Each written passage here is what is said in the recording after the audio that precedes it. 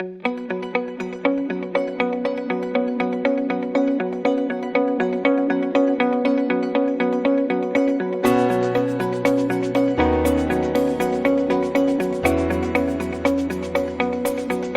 middle third of the book in your group study is okay, now we're out in the world, the real world.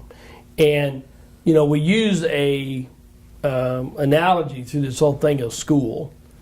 So elementary school is service evangelism,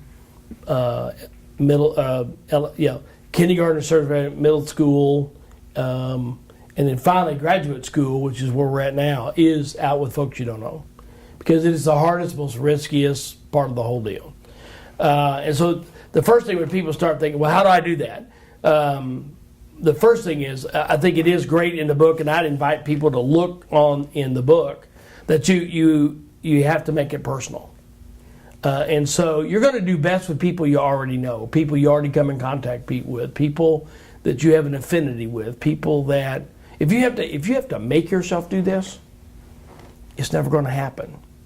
So it's with the people you're actually hanging around with already. You just haven't thought about taking another step with them. And so they're unconnected from the church. They're not unconnected from you. Right. Every one of us, we all have neighborhoods.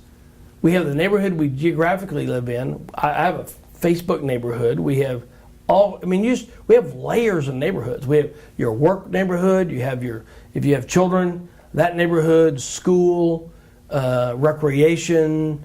There's just we have all kinds of layered neighborhoods that we navigate through every day in our life. I pull up to the gas station every day someplace in my life and get gas. Now, in my old world, when I was a local pastor, I learned to go to the same one each time and go inside, even though the most convenient thing to do was use my card at the pump. But I went inside and got acquainted with, at the same time of the day with the same person behind the desk, behind the counter. And you do that over and over and over, and you can get a name, they'll know who you are, and they actually will invite the conversation. So that's what I mean by make it personal. Find out some of those natural places you habitat in anyway, and slow down. Yeah, that's important.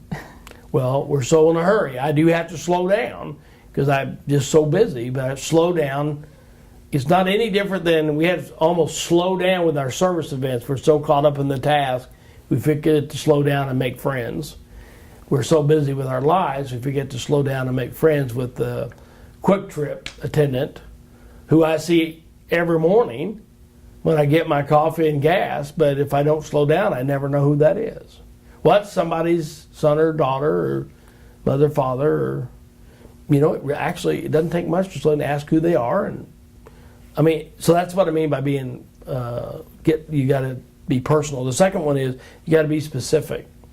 You really, eventually, you have to make the invitation. You're going to have to eventually introduce yourself.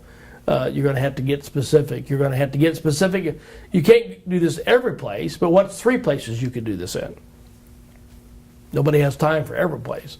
So that's what I mean by being specific. And finally, it's got to be relational. Nobody comes to church just because you say, well, why don't you just come to my church? They're coming because why don't we go together?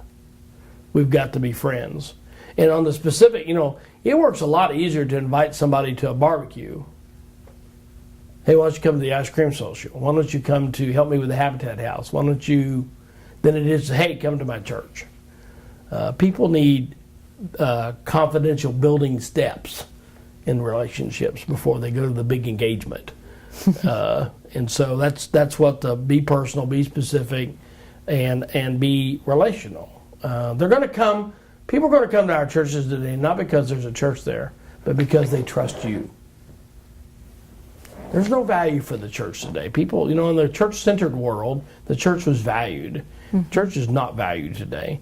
And in fact, most people do not trust the church. No matter how beautiful their mission statement is. Or how beautiful the building is. And they may even get married. If they don't trust the church, at least in the Midwest, clergy are rated on popularity somewhat below a car salesman or salesperson. I mean, they don't trust us.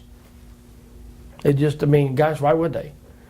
We have to rebuild trust. And so this chapter is about starting to look at your habitats that you habitat in and rebuild trust.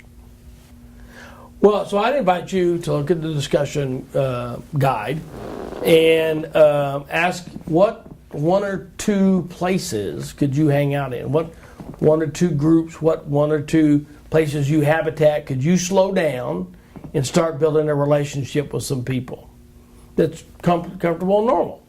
And so if you're a Starbucks hanger out or person, then could you get to know the people behind the counter? Could you frequent that place more often? Where are the one or two, talk about where the one or two places are you could slow down and take a step.